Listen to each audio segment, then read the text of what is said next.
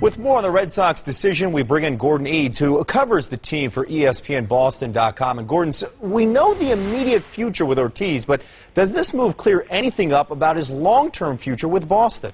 Well, the biggest question that remains, Kevin, is whether or not the Red Sox will give him an extension beyond the 2011 season. Exercising the option as they did today, they had a midnight deadline, does not preclude coming to terms with David on an extension, something that he has clearly stated repeatedly he would like.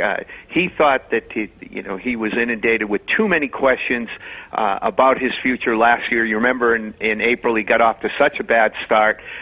He even got pinch hit a couple of times by Terry Francona. He was platooned with Mike Lowell. He said, everybody raised all these questions. Is Ortiz through? Is Ortiz through? I don't want to go through that again. Let's get an extension. But up to this point, the Red Sox have been disinclined to do so. I think, Kevin, that they could offer him an additional year, maybe for a lower base than the $12.5 million in his option, but with incentives built in that would allow him to approach that figure. Gordon, I know it's November, but how long can the Red Sox wait to make another offer, if they're going to make another offer for an extension, before we hit the danger zone where Ortiz becomes unhappy heading into spring training? Well, it could be that they're willing to take that risk.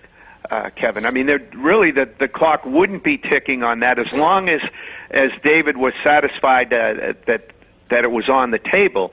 If it's not on the table, I would think that you're talking about an unhappy player. But I suspect talks will continue, and in the end, I think they will come to some kind of an agreement. I mean, we have to look at the fact, too, that just as Derek Jeter is the face of the Yankee franchise, I think Ortiz is the face of this Red Sox franchise, and that still does count for something.